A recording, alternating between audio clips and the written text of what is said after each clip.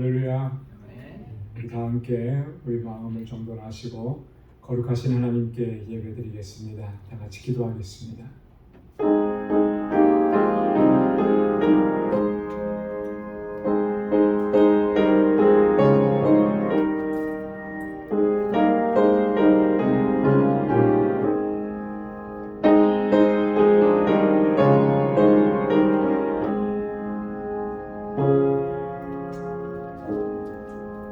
나의 영혼아 잠잠히 하나님만 바라라.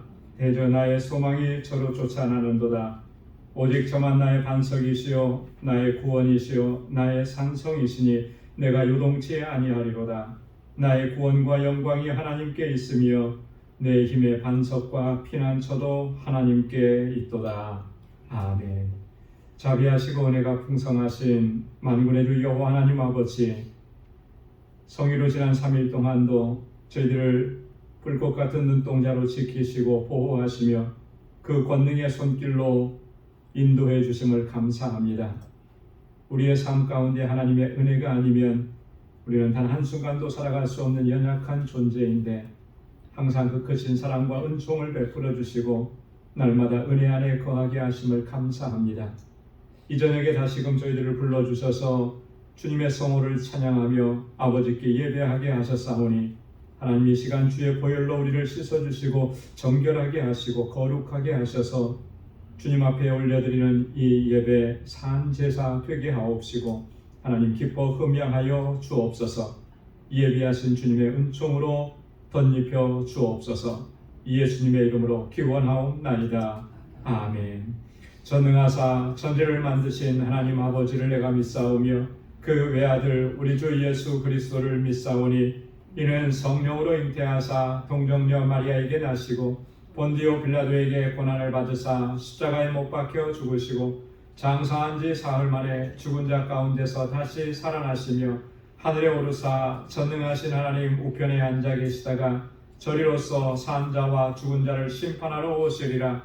성령을 믿사오며 거룩한 공예와 성도가 서로 교통하는 것과 죄를 사하여 주시는 것과 몸이 다시 사는 것과 영원히 사는 것을 믿사옵나이다. 아멘. 찬양으로 하나님께 영광 돌리겠습니다. 아버지의 사랑 내가 노래해.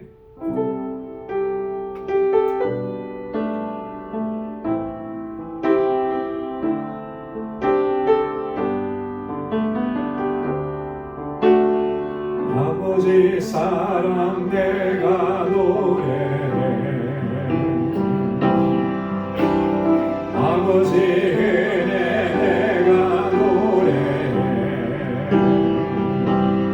그 사랑 변함없으신 거짓없으신 성실하신 그 사랑 상한 갈 때 꺾지 않으시니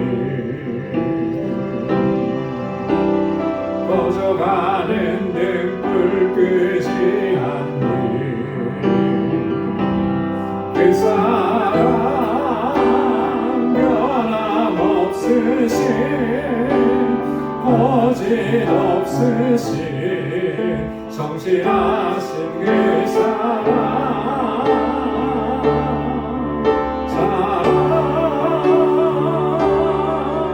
그 사랑 날 위해 죽으신 날 위해 다시 사신 예수 그리스도 다시 오실 그 사랑 승도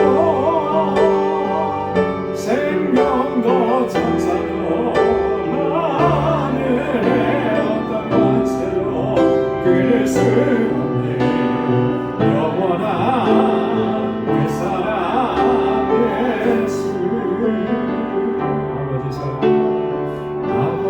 사랑 내가 노래해.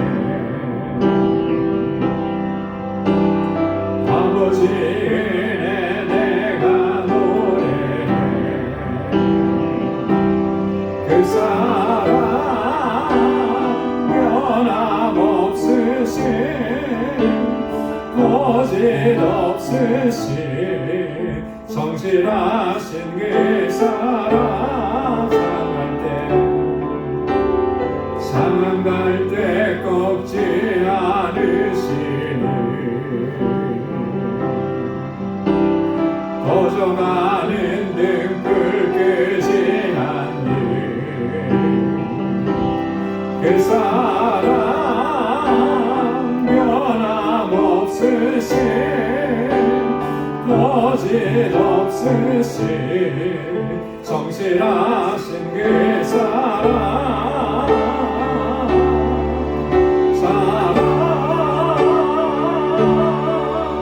그 사랑 날 위해 주신 날 위해 사신 예수 그리스도 다시 오실 그 사랑 죽음도 생명도 천사도 하늘의 어떤 권세도 끊을 수 없는 영원한 그 사랑 예수 영원한 그 사랑 예수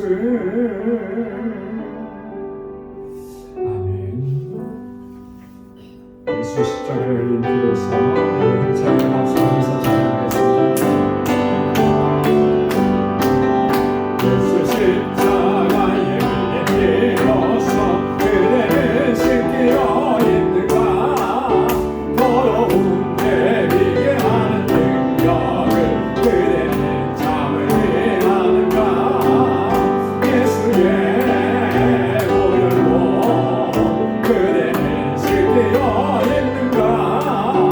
마음속에 여러 가지 죄악이 깨끗이 씻기어 있는가 주 예수와 만나시러 늘 함께 그대는 행동을 하는가 가운데나 어디든지 그대는 십자가 들고 있는가 예수의 보혈로 그대는 씻기어 있는가 마음속에 여러 가지 죄악이 깨끗이 씻기어 있는가 주님 예수 다시 올 때 그대는 영접할 예복이 있는가 그대 몸은 거룩한 곳 성전에 들어갈 준비가 됐는가 예수의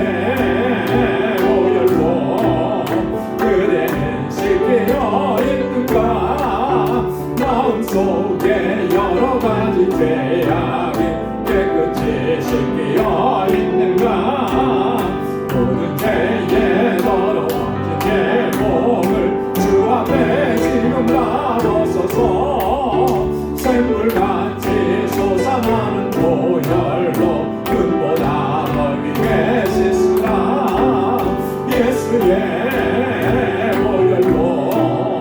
그대는 씻기어 있는가 마음속에 여러 가지 죄악이 깨끗이 씻기어 있는가 모든 죄에 더러워진 내 몸을 주 앞에 지금 다 벗어서 샘물같이 솟아나는 보혈로 눈보다 넓게 씻으라 예수의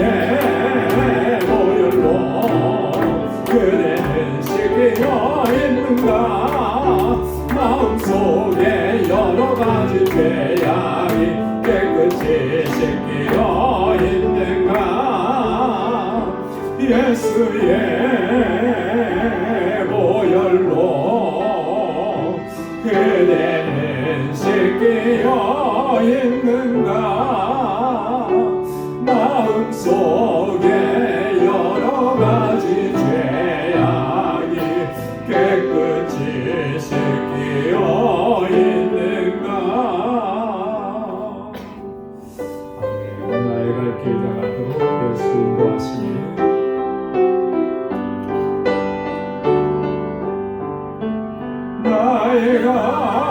길 나가도록 예수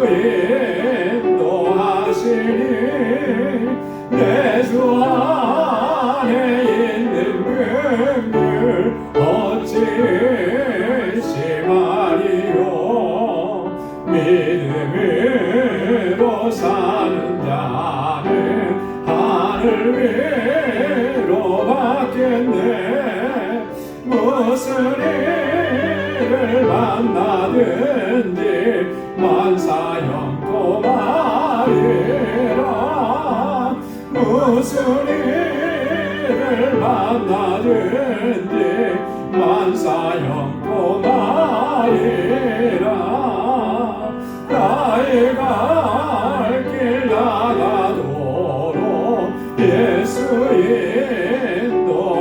인도하시니 어려운 일 당한 때로 족하는 애 드시네 나는 심히 고단하고 영혼 매우 가라나 나의 앞에 반석에서 샘물 나게 하시네 나의 앞에 반석에서 샘물 나게 하시네 나의 갈 길 나가도록 예수 인도하시니 그의 사랑 어찌 큰지 말로 할 수 없도다 성령 감화 받은 영혼 하늘 날아갈 때에 영영물을 나의 찬송 예수 인도하셨네 영영물을 나의 찬송 예수 인도하셨네 3절요 나의 갈 길 나가도록 예수 인도하시니 그의 사랑 어찌 큰지 말로 할 수 없도다 성령 감화 받은 영혼 하늘 날아갈 때에 영영물을 나의 찬송 예수 인도하셨네 영영물을 나의 찬송 예수 인도하셨네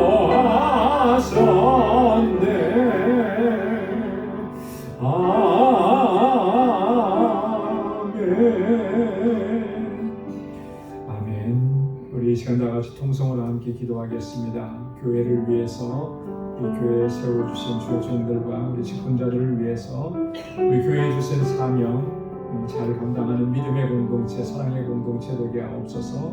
우리 주일학교와 유스그룹과 EM을 위해서 우리 교사들과 전도사님 위해서 우리 선교지를 위해서 선교사님들 특별히 알라메다 광주교회 모든 사역자들과 10월 1일부터 있을 헌당 예배 준비를 위해서 함께 기도해 주시고 우리 지체들을 위해서 기도합니다. 특별히 환우들과 어려움을 겪는 분들 또 우리 연로하신 어르신들을 위해서 기도하겠습니다. 우리 사랑하는 자녀손들 위해서 기도할 때 이제 이번 주간에 새로운 학기가 시작이 됩니다. 새로운 학기 또 새학년 새로운 학교에서 잘 적응할 수 있도록 좋은 선생님 만나고 저들의 앞길을 하나님께서 순탄하게 인도해 주옵소서. 오늘 이 시간 가지고 나온 간절한 우리 개인의 기도 제목 다 같이 통성으로 함께 하겠습니다. 거룩하신 아버지 하나님 참 감사합니다. 아버지 하나님 오늘도 은혜 가운데 살게 하시고 주님을 찬양하고 주님을 예배하는 이 자리로 불러주시니 하나님 감사합니다. 하나님 우리 마음을 다하고 힘을 다하고 성품을 다해서 하나님을 예배하는 저희들 되게 하옵소서. 날마다 갈급한 심령으로 아버지 하나님 주님의 은혜를 사모하고 주님께서 가까이 나아가는 저희들 되게 하옵소서. 영과 진리로 하나님을 예배하며 아버지께서 찾으시는 참된 예배자로 이 땅을 살아갈 수 있도록 도와주시고 믿음으로 살아내게 하여 주시옵소서. 아버지 하나님, 우리 방주교회를 사랑하셔서 아버지 늘 은혜 가운데 지켜주시고 이끌어주시고 귀한 사명을 잘 감당할 수 있도록 은혜 주심을 감사합니다. 믿음의 공동체로, 사랑의 공동체로, 또 소망의 공동체로 우뚝 서서 하나님 이 세상을 향하여 생명의 복음을 증거하고 하나님께서 택하신 영혼들을 주님께로 돌아오게 하는 이 사랑을 잘 감당할 수 있게 하시고 이 일을 위해서 세워주신 주의 종들과 하나님 신실한 주의 아버지 일꾼들을 능력의 장중에 붙들어 주시옵소서. 오 하나님 아버지, 그곳에서 자라나는 우리 사랑하는 자녀손들, 우리 어린 신령들, 우리 아버지 하나님 학생들, 청년들 붙잡아주시고 우리 예수그룹과 예비날로 구하게 하옵소서. 저들을 하나님 사랑으로 말씀으로 양육하는 우리 전도사님과 모든 교사들 아버지께서 은혜 가운데 능력 가운데 붙잡아 주시옵소서. 이 세대를 이끌어가는 하나님의 귀한 일꾼들이 다 될 수 있도록 은총을 더하여 주시옵소서. 하나님 땅 끝까지 이르러 복음을 증거하고 내 증인이 되라고 하신 주님의 명령 아버지 온전히 감당하는 우리 방법을 되게 하옵소서. 아버지 하나님, 우리 아버지 세계 곳곳에서 복음을 전하는 하나님의 귀한 종들과 그 사역지마다 하나님 놀라우신 은총을 더하시고 우리 하나베라 방주교회 주님 세우시고 인도해 주심을 감사합니다. 구원의 방주로 견고하게 서게 하옵소서. 모든 사역자들과 동역자들에게 하나님의 은혜를 더하시고 제가 한 마음 한 뜻이 되어서 아버지 하나님이 영원 구원의 삶을 잘 감당하게 하옵소서. 하나님 10월 1일부터 4일까지 있는 한 단계가 힘내시고 준비하고 있습니다. 우리 하나님 은혜를 베풀어 주시고 귀한 종을 세워주시고 주님의 몸된 교회가 아버지 하나님 세상 가운데 진리의 빛을 전하는 귀한 공동체가 되게 하여 주시옵소서.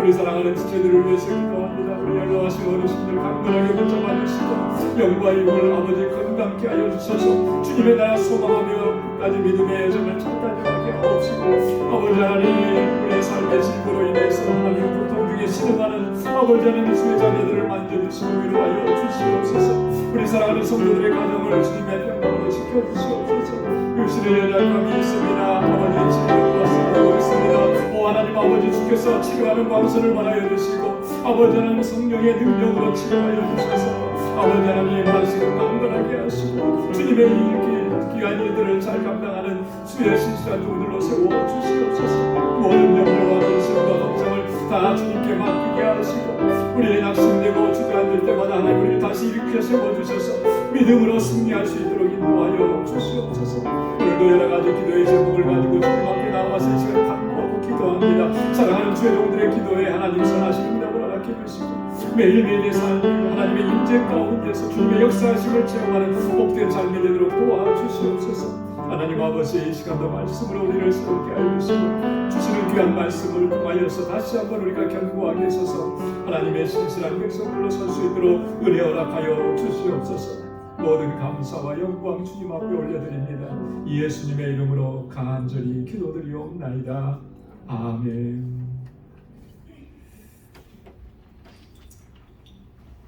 오늘 함께 묵상할 하나님 말씀입니다.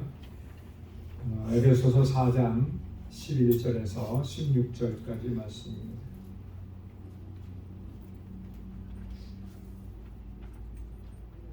에베소서 제4장 11절에서 16절까지 우리 한 절씩 교독하겠습니다.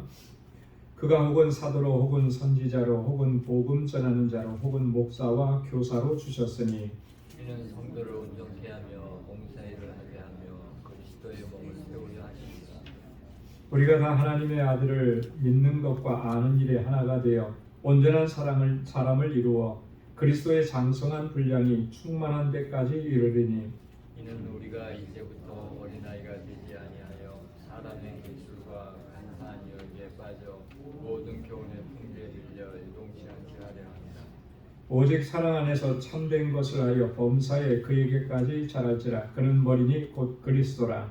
그에게서 온몸이 각 마디를 통하여 도움을 입음으로 연락하고 성합하여 각 지체의 분량대로 역사하여 그 몸을 자라게 하며 사랑 안에서 스스로 세우느니라. 아멘. 오늘은 에베소서 4장 세 번째 시간입니다. 오늘 본문의 말씀은요, 크게 두 부분으로 나눠져 있죠. 11절과 12절에는 예수 그리스도를 통해서 주신 직분, 그리고 그 직분을 주신 목적이 뭐냐. 바울이 아주 분명하게 정리해서 그에게 증거해 줍니다. 우리도 다 주님의 몸된 교회 안에서 직분을 맡아서 감당하는데 정말 굉장히 중요한 내용들입니다. 그리고 우리가 항상 주님의 일을 감당할 때 반드시 기억해야 하는 그런 중요한 내용이죠. 자, 그리고 이 직분을 하나님께서 주신 목적에 합당하게 감당할 수 있기 위해서 우리가 힘써야 되는 게 뭐냐? 그게 이제 13절부터 16절까지 말씀인데, 바울은 여기에서 범사에 그에게까지 자라갈지라 이렇게 말씀을 하고 권고합니다. 직분을 잘 감당하기 위해서 우리가 영적으로 성장해야 된다라고 합니다. 성숙해져야 된다라고 하는 거죠. 어린아이의 상태에 머물러 있어서는 이 직분을 감당할 수가 없다라고 하는 것이죠. 그래서 어떻게 하면 우리가 그리스도의 장성한 분량에까지 자라갈 수 있겠느냐, 이런 부분들을 지금 말씀을 해줍니다. 자, 그러면 우리 첫 번째 단락에서부터 같이 말씀을 살펴보도록 하겠습니다. 자, 11절 말씀에 보면, 자, 그가 혹은 사도로 혹은 선지자로 혹은 복음 전하는 자로 혹은 목사와 교사로 주셨으니, 주님께서 교회 공동체 안에 허락하신 직분들을, 대표적인 직분들을 몇 가지를 이렇게 언급을 하고 있습니다. 물론 이제 우리 기독교 역사가 2000년 오면서 교회가 많이 조직화되고 세분화되고 그래서 이런 직분들이 다양하게 이제 많아졌습니다. 그렇죠? 우리가 지금 현재 교회에서 사용하고 있는 그런 직분은 성경에 기록되지 않은 그런 내용들도 많이 있죠. 어떤 분들이 이제 그런 걸 가지고 성경에도 없는 직분을 만들어서 이렇게 하는 것은 비성경적이지 않냐, 이렇게 얘기하시는 분도 간혹 있더라고요, 보니까. 근데 그건 너무 주관적인 생각인 것 같아요. 그죠? 성경에서 이런 직분을 허락해 주신 것은 기본적인 것들이죠. 그리고 그 시대와 그 상황에 따라서 그 역할과 사명을 감당하기 위해서 그 공동체 안에 하나님께서 그런 직분을 허락하시는 거예요. 그래서 그 직분대로 감당해 나가는 거죠. 그래서 그런 부분에 있어서 너무 이렇게 주관적이고 비판적으로 이렇게 얘기하는 것은 이렇게 유익하지 못하다는 그런 생각이 듭니다. 오늘 여기에 본문에 보면 5가지를 얘기했죠. 사도, 선지자, 복음 전하는 자, 목사와 교사. 초대교회 때는 거의 이 직분들을 모든 교회들이 같이 공유하고 그렇게 했었습니다. 그래서 고린도전서 12장 28절에도 보면 이 고린도 교회에 바울이 보낸 편지 안에도 보면 그 직분이 거의 일치해요. 거의 보면 거기에 보니까 하나님이 교회 중에 몇을 세우셨으니 첫째는 사도요, 둘째는 선지자요, 셋째는 교사요. 여기까지는 다 똑같죠, 그죠? 똑같아요.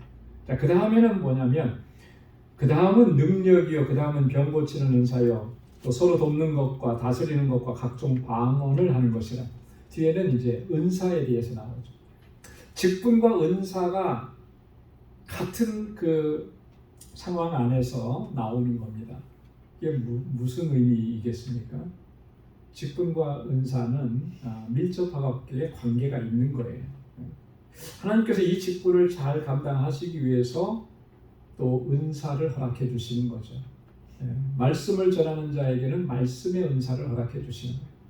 이렇게 은사를 주셔서 하나님께서 주신 은사에 따라서 은사를 덧입어서 그 직분을 더 잘 감당할 수 있게 되는 거예요. 그래서 우리가 직분을 맡았을 때 하나님 앞에 우리가 더 힘써서 기도해야 되는 것은 이 직분을 잘 감당할 수 있도록 내 능력이 아니라 하나님의 능력으로 덧입혀 주시고 하나님에게 은사를 더해 주시고 그래서 직분을 하나님의 뜻대로 잘 감당할 수 있게 해 주십시오.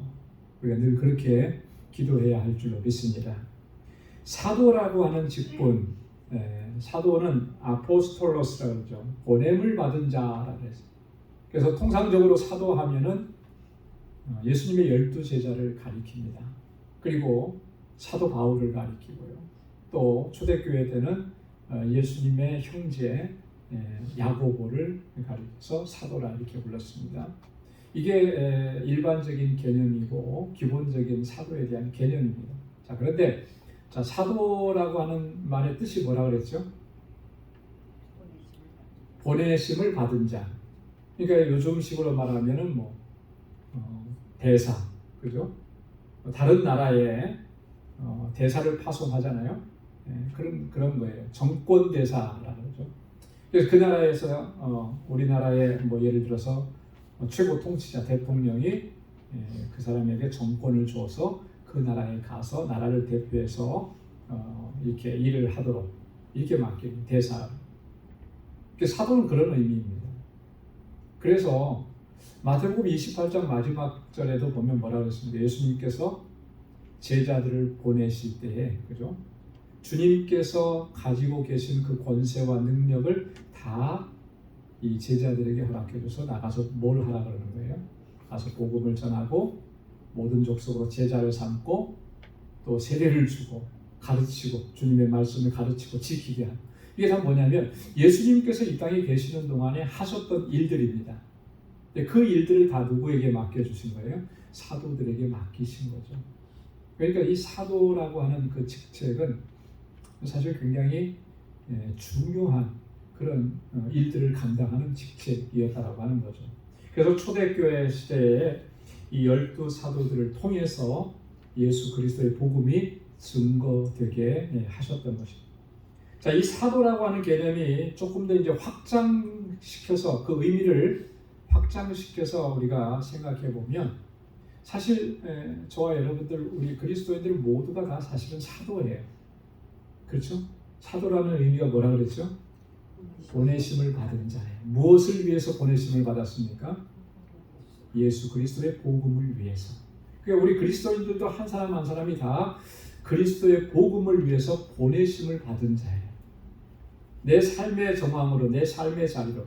선교사님들만 보내심을 받은 게 아니고 우리 모두가 다 내 삶의 자리에서 주님께로부터 보내심을 받은 거예요. 그 역할, 바운더리가 다를 뿐인 거죠. 그죠? 어떤 분은 그래서 어디까지 가는 거예요? 땅끝까지 가서 모르는 나라에 가서 낯선 곳에 가서 언어가 다른 곳에 가서 복음을 전하는 것이. 우리는 어떻습니까? 우리의 삶의 자리인 여기에서 또 복음을 증거하고 예수를 전하고. 그러니까 넓은 의미로 보면 그리스도인들은 다 사도예요. 사도. 주님께로부터 복음을 전하라고 부탁받고 부르심을 받은 그런 사람들, 보내심을 받았어요. 자, 사도라는 직분이 있었고 그 다음에 선지자라고 하는 직분이 있었습니다. 선지자는 우리가 구약 시대 때부터 계속해서 우리가 다 구약 성경을 통해서도 잘 알고 있듯이 거의 같은 개념이에요. 한 가지 다른 점이라고 하면 이 신약 시대 때 선지자들은 특별히 하나님의 말씀을 전달하면서 또 백성들에게 교훈하고 훈계하는 그런 역할들을 감당을 했습니다. 그래서 그런 선지자라고 불렸던 사람들 중에 대표적인 사람이 누구냐면 사도행전 21장에 보면 빌립 집사님이라고 있어요. 빌립의 빌립에게는 딸이 4명이나 있었습니다. 그 딸들의 이름은 안 나오는데 그 4명의 딸들을 뭐라고 기록했냐면 다 선지자라 이렇게 기록했어요. 선지자. 그러니까 신약 시대에도 이런 역할들을 감당했던 교회 안에 그런 직분이 있었다라고 하는 것이죠. 자, 복음 전하는 자. 복음 전하는 자는 다른 말로 말하면 전도자라고 해요. 그래서 대표적인 전도자가 아까도 조금 전에 말씀드렸던 빌립이라고 하는 빌립 집사님이죠. 초대교회 7 집사 중에 한 사람이었는데 사마리아 지역에 가서 복음을 전하고 그렇게 했던 사람이 바로 빌립이에요. 바울이 디모데를 가리켜서도 그렇게 권고했습니다. 디모데 후서 4장 5절에 보면 너는 전도인의 일을 하라. 전도인의 일을. 단지 이렇게 목회자로서 패스터로서 교회 공동체 안에만 있는 것이 아니라 교회 공동체 안에 모인 성도들만 목양하고 양육하는 게 아니라 전도인의 일을 하라. 뭐예요? 삶의 저랄로 나가서 복음을 전하고 예수 그리스도를 증거해야 된다. 이렇게 바울이 권고했다라고 하는 것이죠. 자, 그 다음에 목사와 교사가 있습니다. 목사는 그 의미가 이제 목자라는 의미예요. 목자. 그럼 목자는 우리가 잘 아는 대로 양을 돌보는 거잖아요. 그래서 목사를 가리켜서 뭐라 그러죠? 페스터라고 그러죠. 페스터. 스페인어는 파스토르 그러더라고요. 파스토르. 이 목사는 그 목자하고 그 의미가 그 역할이 비슷한 거예요.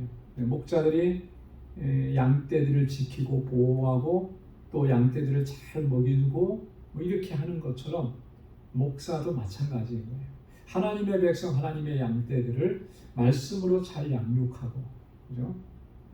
어려움이 있고 고난이 있는 그런 어떤 이런 성도들이 있으면 가서 위로하고 격려하고 어디 아픈 데가 있지 않나 살피고 그렇게 하는 게 이제 목사. 교사는 뭐겠습니까? 말 그대로 교사는 가르치는 사람인 거죠. 교회 안에 또 성경과 말씀을 가르치는 이런 직분을 가진 사람이 따로 있었다. 물론 따로 있을 수 있는데 어떤 학자들은 그렇게 얘기합니다. 이 목사와 교사 이렇게 붙였잖아요. 목사와 교사. 원어는 제가 안 읽어봤는데 원어에는 보면 우리 영어는 항상 그 명사나 이런 거 쓰면 뭐가 붙습니까? 관사라는 게 붙죠. 관사. 그래서 어떤 것을 정확하게 그것 하면은 정관사가 붙고. 근데 그 관사가 이 헬라어에도 관사가 있는데 목사와 교사가 같이 묶어져 있고 관사가 하나래요. 그 관사가 하나라고 하는 것은 뭐냐면 목사와 교사가 하나라고 하는 거죠. 하나. 그죠? 만약에 목사와 교사가 따로따로였으면 각각의 단어에 관사가 붙는 건데 하나로거든. 그래서 이 목사와 교사는 하나를 의미한다. 자, 그래서 목사라고 하는 것은 이 직분의 관점에서 볼 때 목사라고 하는 것이고 교사라고 부르는 것은 목사가 해야 되는 여러 가지 직무들이 있어요. 그죠? 그 중에 하나가 뭐예요? 가르치는 일이라는 거죠. 교사의 일이라는 거죠. 그래서 바울이 직분자들을 세울 때 여러 가지 이렇게 조건들을 쭉 얘기하면서 뭘 또 얘기했냐면 가르치기를 잘하는 자 이런 표현을 썼어요. 그리고 우리 요즘에도 우리 헌법에 보면 목사의 자격 안에 뭐가 들어가느냐면 가르치기를 잘하는 거, 그죠? 가르침을 잘하는 거 이것도 그 안에 포함이 되어 있습니다. 그러니까 목사의 직무 중에 하나가 잘 가르쳐야 된다라고. 자, 이런 직분들을 교회 안에 허락해 주셔서 교회를 섬기도록 그렇게 하신 겁니다. 자, 그런데 우리 교회 안에 보면 그때 그 직분들이 다 지금 사실 거의 존재해요. 그랬기 때문에 이 교회가 하나님의 뜻대로 이렇게 바르게 올라갈 수 있는 그런 어떤 기틀이 되어졌다라고 하는 거죠. 자, 그런데 이제 이런 직분이 있다라고 하는 것도 중요하지만 그보다 더 중요한 게 뭐냐면 왜 이런 직분을 허락해 주셨느냐라고 하는 거예요. 직분을 주신 목적이 뭐냐. 이거 모두에게 다 해당되는 겁니다. 자, 12절 말씀 보면 다 같이 한번 읽어볼까요? 12절 다 같이요. 이는 성도를 온전케 하며 봉사의 일을 하게 하며 그리스도의 몸을 세우려 하심이라. 아멘. 자, 첫 번째는 뭐예요? 성도를 온전케 하며. 한번 따라서 해보십시오. 성도를 온전케 하며. 자, 두 번째는 봉사의 일을 하게 하며. 세 번째는 그리스도의 몸을 세우려 하심이라. 이 세 가지는 정말 중요해요. 가장 중요한 거예요. 직분자를 세우신 목적이라고 하는 거예요. 언젠가 제가 그냥 불현듯 여러분들에게 또 질문할 수도 있습니다. 직분의 목적이 뭡니까? 이렇게. 우리 그 직분자 교육을 받으실 때, 우리 직분 받으실 때 교육 받으신 분들은 다 이 부분을 중요하게 이렇게 말씀을 다뤘던 적이 있습니다. 자, 성도를 온전케 하는 일이에요. 이 공동체 안에 있는 성도를 하나님의 말씀으로 가르치고 양육해서 영적으로 성숙해지도록 그 일을 위해서 그 직분을 허락해 주셨다는 거예요. 그러니까 우리 공동체 안에는 신앙생활을 잘하고 오래 하셔서 또 말씀도 잘 알고 또 믿음이 좋으신 분들도 있지만 이제 갓 공동체 안에 오신 분들은 사실 잘 모르잖아요. 그렇죠? 그런 분들을 하나님의 말씀으로 양육하고 또 그들이 신앙생활을 잘할 수 있도록 도와주고 그래서 그들이 정말 더 영적으로 성숙해지도록 그렇게 돕는 역할을 하는 게 이 직분자예요. 그래서 여러분 그래서 우리 교회 공동체 안에 직분을 맡으신 저나 여러분들은 관심이 어디에 가 있어야 되겠습니까? 믿음이 연약한 분들에게 가야 돼요. 그죠? 처음 교회에 오신 분들에게 관심이 가야 돼요.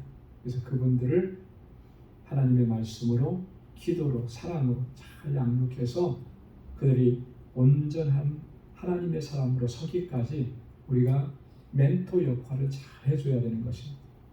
성도를 온전케 하며 그랬어요. 두 번째는 봉사의 일을 하게 하며 직분자가 스스로도 봉사의 일을 감당해야 되지만 또 성도들이 봉사의 일을 잘 감당할 수 있도록 돕는 역할을 해야 되는 거예요. 본이 돼야 되죠. 그래서 그냥 교회에 와서 그냥 예배만 드리고 그냥 가고 뭐 이러는 그런 어떤 신앙생활이 아니라 이 공동체 안에서 하나님께서 나에게 주신 사명이 무엇인지를 바로 알고 그 일을 위해서 봉사하고 섬기는 일을 위해서 같이 할 수 있도록 그렇게 돕는 역할을 하는 것입니다. 이 봉사라고 하는 말은 디아코니아라고 했죠. 디아코니아라고 하는 말에서 집사라고 하는 말이 나온 거예요. 지금 우리가 교회 안에서 집사의 직, 그 집사의 직은 뭐냐면 섬김의 직이라고 하는 거예요. 모든 직분이 다 섬김의 직인 것입니다. 이 공동체가 하나 되고 일치되고 그 하나님의 뜻을 잘 감당할 수 있으려면 뭐를 잘해야 되겠습니까? 서로 섬기는 일을 잘해야 되는 거예요. 대접받겠다고 하면 이 공동체는요 온전하게 설 수가 없죠. 서로 섬기는 자가 될 때 이 공동체가 든든하게 서가는 거예요. 그 다음에 세 번째는 뭐라 그랬습니까? 그리스도의 몸을 세우려 함이라. 이게 궁극적인 목적이에요. 하나님께서 우리에게 직분을 주신 거, 목사의 직을 주시고 장로의 직을 주시고 권사의 직을 주시고 뭐 이런 직분을 주신 것은 다 그리스도의 몸을 세우려. 그리스도의 몸은 뭐죠? 뭐를 그리스도의 몸이라 그래요? 그리스도의 몸은 자 예수 그리스도는 교회의 머리가 되시고 그리스도의 몸은 답을 다 가르쳐 줬는데도 진짜 교회예요, 교회. 그죠? 네, 교회. 네. 교회의 머리는 그리스도. 그리고 그리스도의 몸은 교회. 네. 교회를 하나님께서 세우셨는데 그 하나님의 세우신 뜻대로 그 목적대로 바르게 잘 서갈 수 있도록 하는 것. 이게 직분자에게 주신 사명이고 또 목적이라고 하는 거예요. 그래서 우리 직분자들은요, 이 두 가지는 꼭 기억을 했으면 좋겠어요. 이거 잊어버려서는 안 돼요. 첫째는 아까도 말씀을 드렸듯이 어떤 자세를 해야 된다고요? 섬기는 자의 자세, 섬기는 자의 자세. 이거 놓치면 안 돼요. 사도 베드로는요, 베드로전서 5장 2절에서 교회 장로들에게 권고하는 얘기 중에 뭐라고 했냐면 여러 가지를 얘기했는데 그 중에 하나가 뭐냐면 주장하는 자세를 하지 말고 오직 양무리의 본이 되라. 베드로전서 5장 2절에서 주장하는 자세를 하지 말라. 여러분 그 목회자가 되고 뭐 장로님이 되고 뭐 교회에서 권사님이 되고 이렇게 하면은 착각하시는 분들이 있더라고요. 그 자리가 최고로 높은 자리라고 생각하고 명령을 내리는 자리라고 생각을 해요. 절대로 그런 게 아니에요.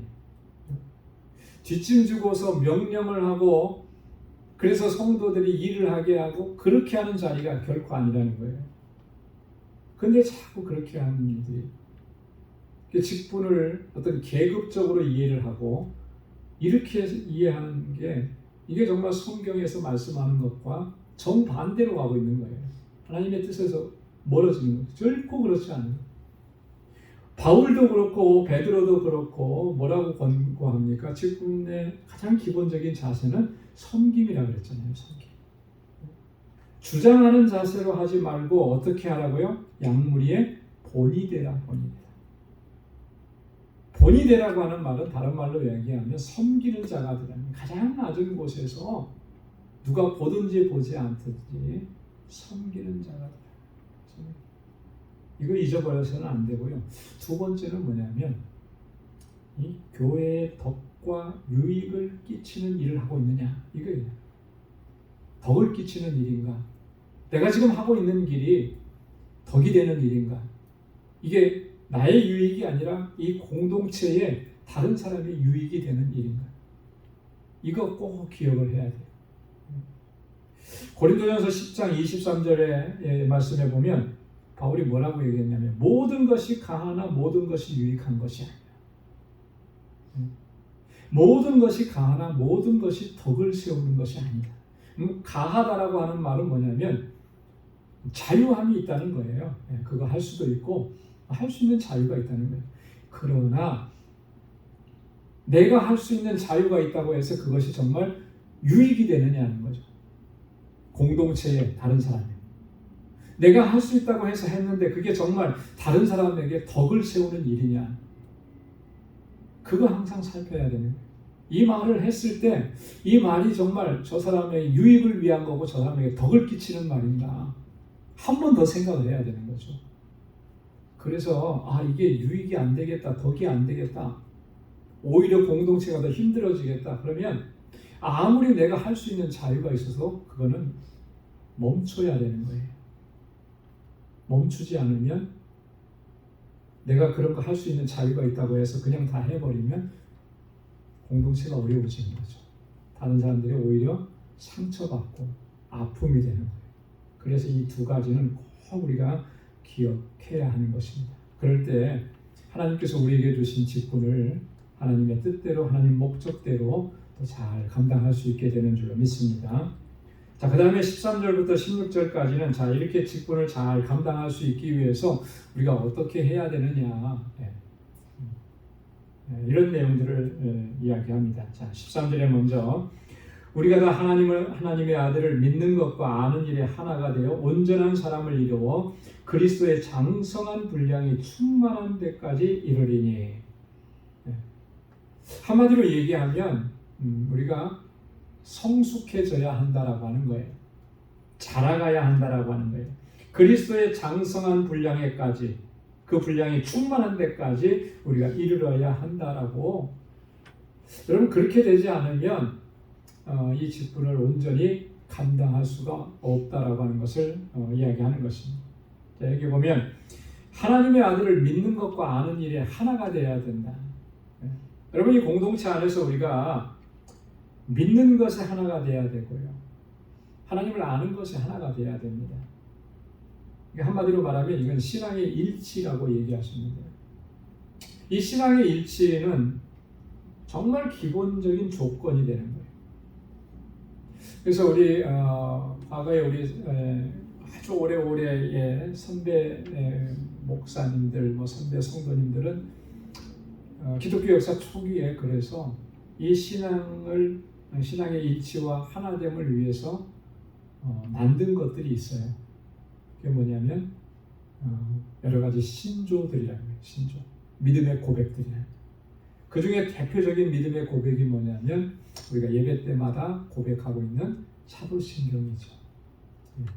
이 사도신경을 같이 고백하고 같이 암송하고 같이 그 사도신경을 그대로 믿는 그 믿음을 고백하는 것, 이건 하나된 공동체라고 하는 거죠.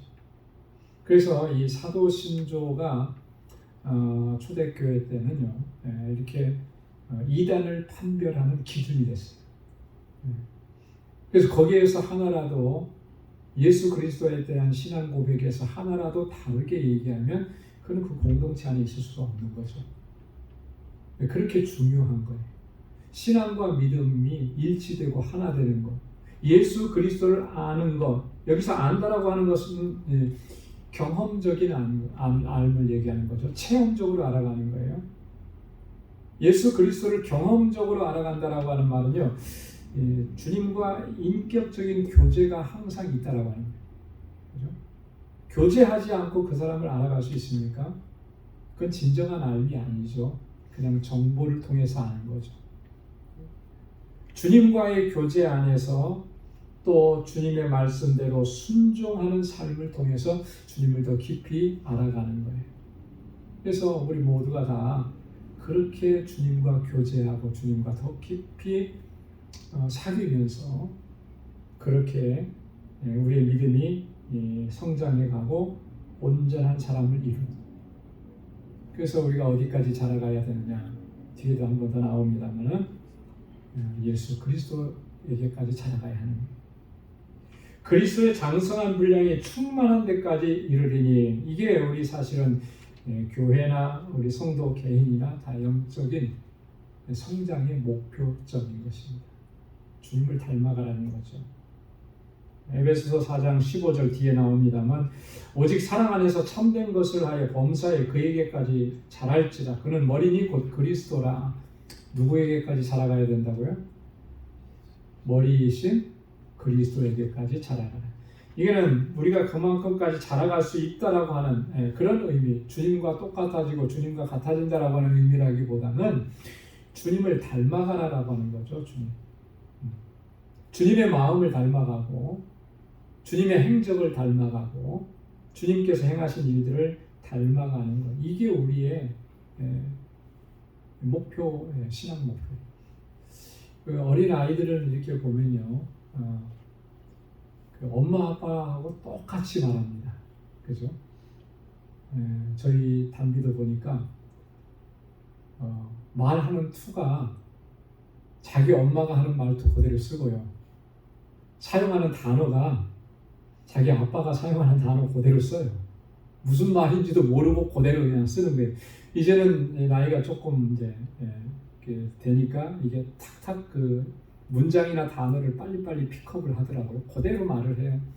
근데 쓰는 말을 뭐 무슨 의미인지 알고 쓰겠습니까? 의미인지 모르고 그냥 쓰는 거예요. 자기가 들렸으니까 그대로 쓰는 건데, 그 다 뭐 어디서 들은 말이겠어요. 가장 많이 자주 같이 있는 시간을 가장 많이 보내는, 그죠? 엄마 아빠를 통해서 듣는 거죠. 여러분, 우리가 주님과 항상 같이 있고 주님과 교제하고 주님 안에 있으면 우리 입을 통해서 우리의 행동을 통해서 나오는 것은 주님의 말씀이 나오는 것이고 주님께서 행하셨던 그 일들이 나오는 것이고 주님의 마음으로 행하는 그 삶이 나오는 거예요. 주님과 교제가 없으면 그게 나올 수가 없는 거죠. 굉장히 중요한 부분입니다. 그래서 간혹 가다가 아니 저 사람은 교회에서 그렇게 오래 했다고 했는데, 오래 신앙생활하고 교회 오래 다녔다고 했는데 뭐 누구라고 하는데 뭐 왜 저래? 그거는요 뻔한 거예요. 정답이 분명해요. 아무리 내가 직분을 받아고 교회 오래 다녔어도 주님과 교제가 없는 거예요. 주님과 깊은 사귐이 없는 거죠. 말씀과 기도로 주님과 사귐이 없어요. 그 사귐이 없으니까 아무것도 안 나오고 그냥 세상적인 것들이 나오는 거예요. 여러분, 주님과 깊이 사귀고 주님과 깊이 교제하고, 그래서 우리의 말과 행실과 우리 하는 일들을 통해서 내가 아니라 예수 그리스도가 증거되고 나오고 그렇게 주님을 섬길 수 있는 우리 모두가 될 수 있기를 소망합니다. 자, 그 다음에 14절에 보면, 자, 이는 우리가 이제부터 어린아이가 되지 아니하여 사람의 괴술과 간사한 유혹에 빠져 모든 교훈의 풍조에 밀려 요동치 않게 하려 함이라. 어린아이의 상태에서 벗어나야 된다라고 하는 거죠. 우리가 이렇게 그리스도의 장성한 분량에까지 그 충만한 데까지 자라가야 되는 가장 중요한 요소 중에 하나가 뭐냐면 이제 어린아이의 일을 벗어버려서 요동치 않게 돼야 합니다. 여러분 어린아이는 잘 분별을 못해요. 그죠? 뭐가 옳은 건지 뭐가 나쁜 건지 잘 분별을 못합니다. 그리고 뭐를 해야 되는지 안 해야 되는지 뭐가 좋은 건지 나쁜 건지 이거 잘 분별을 못해요. 그러니까 자꾸 이렇게 어렵고 힘든 일들, 끔찍한 일들이 아이들에게 벌어지는 거예요.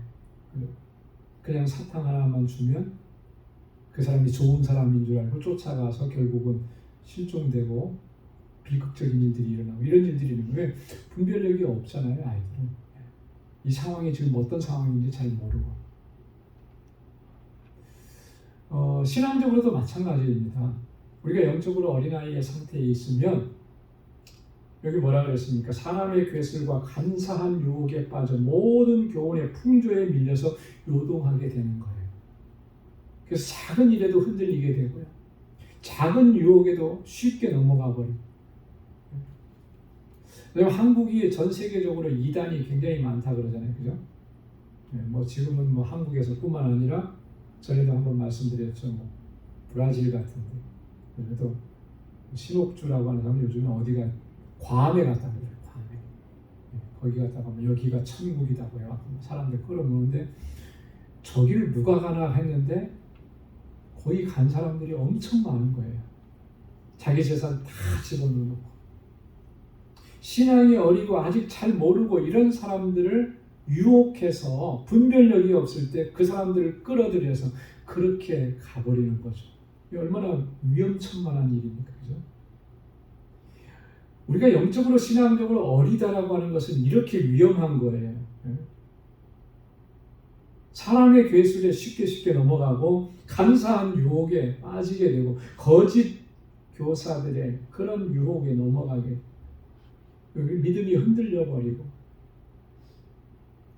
여러분 우리가 직분을 맡아서 감당을 하는데 우리 영적인 상태가 이렇다면 그럼 이 교회 공동체가 어떻게 되겠습니까? 목회자가 아직도 어린아이의 상태에 있어서 여러분 그렇게 목회를 한다고 하면 이 교회가 바로 갈 수가 있겠습니까? 우리 장로님들, 권사님들, 집사님들이 아직도 영적으로 어린아이의 상태에 있다면 그 공동체가 어떻게 되겠습니까? 뭘 결정하고 어떻게 돼요? 이게 심각한 문제인 거예요. 그래서 우리는 이 어린아이의 상태를 벗어나서 요동치 아니하고 흔들리지 않는 그런 믿음의 일꾼들로 견고하게 서기를 늘 우리가 힘쓰고 애써야 할 줄로 믿습니다. 그래서 15절에 또 그렇게 권고합니다. 오직 사랑 안에서 참된 것을 하여 범사에 그에게까지 자랄지라. 그는 머리니 곧 그리스도라. 그리스도에게까지 자라가라. 그 자라가기 위해서 뭘 하라 그랬습니까? 사랑 안에서 참된 것을 하여. 그리스도의 사랑 안에서 참된 것이라고 하는 말은 다른 말로 얘기하면 진리라고 하는 거예요. 그죠? 진리를 행함으로. 그러니까 우리가 자라갈 수 있는 중요한 두 가지 기둥이 뭐냐면 사랑 안에서 행하는 것입니다. 사랑. 우리가 주님께로부터 사랑 받았으니 그 사랑으로 형제와 자매를 사랑하고 섬기고 그럴 때 우리가 자라가는 거예요. 내가 그리스도의 장성한 분량에까지 자라가는 거예요. 진리 안에서 진리를 행하기를 힘써야 됩니다. 참된 것을 행하기를 힘써야 되는 거예요. 진리는 뭡니까? 뭐가 진리죠? 하나님의 말씀, 예수님의 말씀이 진리인 거예요. 유일한 진리입니다. 유일한 진리. 세상의 진리라고 말하는 것들은 참 진리가 아니잖아요. 오직 하나님의 말씀만이, 주님의 말씀만이 진리잖아요. 그 말씀 붙잡고 그 말씀 안에서 살아가기를 힘쓰는 것, 몸부림치는 거예요. 그래서 사랑 안에서 참된 것을 그렇게 몸부림치는 사람은 성장하게 되어 있습니다. 자라가게 되어 있어요. 여러분, 사랑과 진리라고 하는 것은 동전의 양면과 같은 것입니다. 동반자적인 관계라고 이렇게 설명을 하죠. 사랑과 진리는 개별적인 게 아니에요. 그래서 진리를 떠난 사람이 있을 수 없는 거죠. 또 우리가 사랑 안에 있지 않으면 진리를 행할 수가 없는 거예요. 이 사랑과 진리는 같은 개념이에요. 자, 그래서 요한복음 1장 14절에서 우리 예수님의 탄생, 예수님께서 이 땅에 오신 그 탄생에 대한 예수님의 성육신에 대해서 요한은 아주 특별하게 다르게 기록을 했죠. 마태는 예수님이 탄생하시는 것을 기록을 했습니다. 누가도 마찬가지고, 그러나 요한은 뭐라고 얘기했습니까?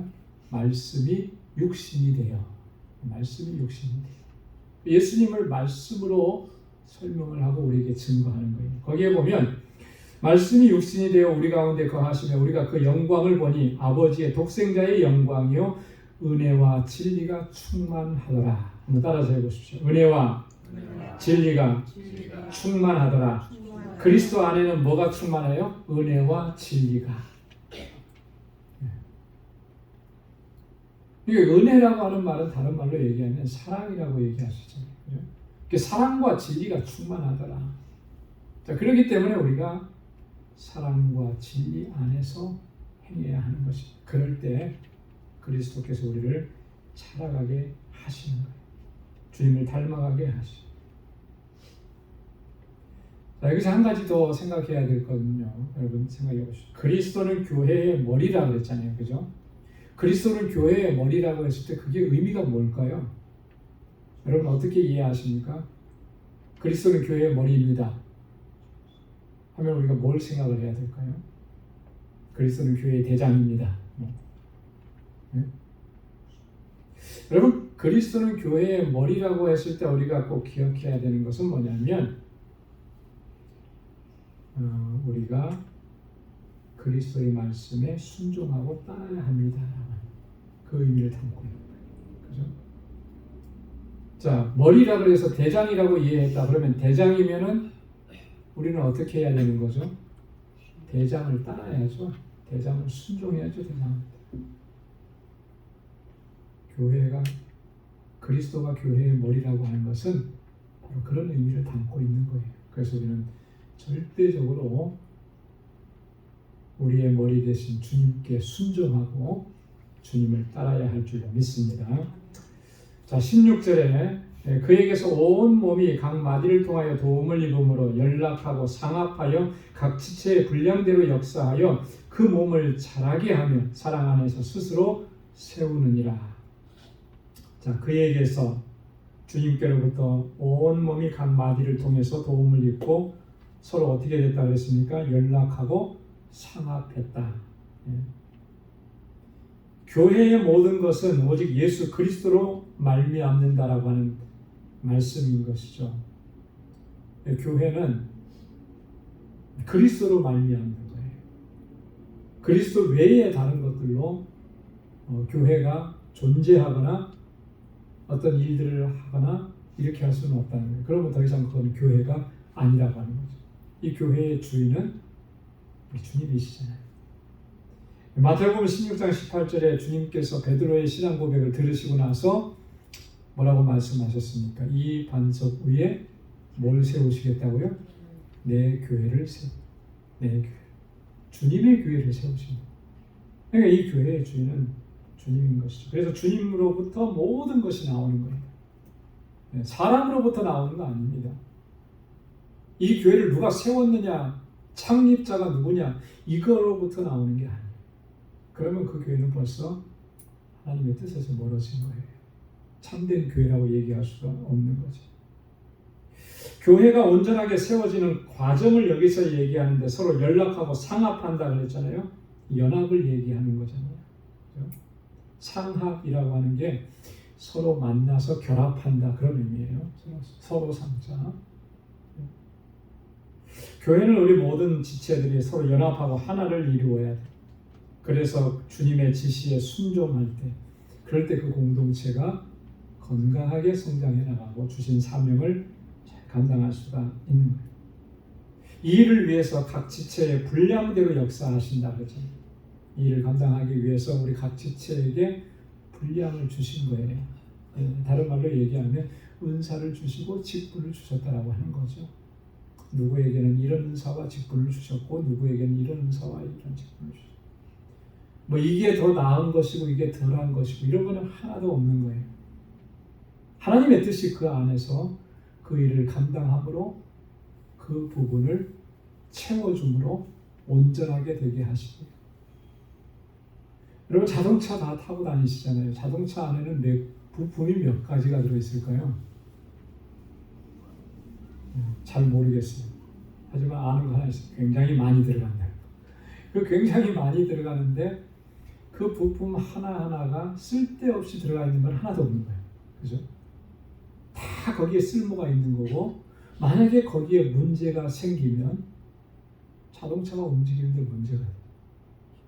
지난 주간에 저희 교회 버스, 교회배는 세워놓기만 했는데 그래서 잘 운행을 안 했잖아요. 근데 이렇게 보니까 차 앞에서 뭐 기름이 샜어요. 그래서 어제 이제 정비소에 갖다 주고, 이게 왜 그런지 모르겠다. 저는 이제 엔진 오일이 샌 줄 알고 그때 쭉 보더니 큰일 날 뻔했다는 거예요. 이게 엔진 오일이 아니고 트랜스미션 오일이 새는 거예요. 이게 안 움직였으니까 방울방울 똑똑 샜지, 만약에 이 상태로 움직였으면 팍 터져버려가지고 기름이 다 나와가지고 차가 가다 트랜스미션이 다 나갈 뻔했다는 거예요. 여러분 트랜스미션의 그 호수가 오래되니까 이게 낡아가지고 거기에 이렇게 금이 가갖고 거기에 건덩건덩 하다가 떨어지기 시작한 거예요. 그 사이로 샌 거예요. 뭐 호수 하나 샜다고 해서 별거 아닌 것 같은데 그렇지 않잖아요. 이 차 전체가 다 고장나 버릴 수 있고, 아니 고장이 아니라 운행 중에 그런 일이 있었으면 큰 사고가 날 뻔한 거죠. 그런 거예요. 뭐 하나 중요하지 않은 게 없어요. 다 소중한 거, 필요한 거예요. 그래서 그 자리에 있게 하시는, 마찬가지로 교회도 그런 거죠. 목사가 있게 하시고 장로님들이 계시게 하시고 권사님들이 계시게 하시고 성도님 한 분 한 분이 이 자리에 있게 하신 거 다 그 자리에 필요하기 때문에 하나님께서 세워주신 것이라고 하는 거예요. 그래서 우리에게 주신 분량대로 주님의 몸을 위해서 우리가 사랑 안에서 점점 성장하고 자라간다. 그럴 때 우리 교회가 하나님의 기쁨이 되고 또 하나님께 영광 돌리고 또 하나님의 뜻을 잘 감당하는 그런 교회가 될 줄로 믿습니다. 그렇게 주님 앞에 귀하게 쓰임받는 우리 모두가 될 수 있기를 주님의 이름으로 축원합니다. 기도하겠습니다. 하나님 아버지 감사합니다. 오늘 이 저녁에도 저희들을 사랑하셔서 은혜의 자리로 불러주시고 하나님 이렇게 주님을 찬양하게 하시고 엎드려 기도하게 하시고 하나님의 귀한 말씀을 함께 나눌 수 있는 은혜 주셔서 감사합니다. 하나님 우리 방주교회를 우리가 어떻게 섬겨가야 하겠습니까? 오늘 귀한 말씀을 통해서 우리에게 교훈해 주시고 도전해 주셨는데 하나님 이 말씀을 꼭 기억할 수 있도록 도와주시고 아버지 하나님, 하나님의 영광을 위해서 우리 모두가 다 아름답게 쓰임받는 모든 권속들 지체들이 될 수 있도록 은혜 베풀어 주옵소서. 아버지 하나님, 오늘 이 밤에도 저희들 평안히 쉬게 하시고 우리 방주의 모든 권속들의 하나님 그 모든 수고와 땀과 눈물들을 기억해 주시사 주님의 참 평강을 허락해 주시고 새 힘 주셔서 또 새날에 믿음으로 승리하는 삶을 살아가도록 인도하여 주옵소서. 이제는 우리 주 예수 그리스도의 무한하신 은혜와 하나님 아버지의 크고 놀라우신 사랑과 성령의 위로 교통 충만하심의 역사, 하나님 앞에서 충성된 종으로 주님을 섬기고 공동체를 섬기고 우리 지체를 섬기기로 결단하는 우리 방주의 모든 믿음의 권속들과 또 저들의 가정과 직장, 생업의 터전 후에 이제로부터 영원까지 함께 하시기를 간절히 축원하옵나이다. 아멘.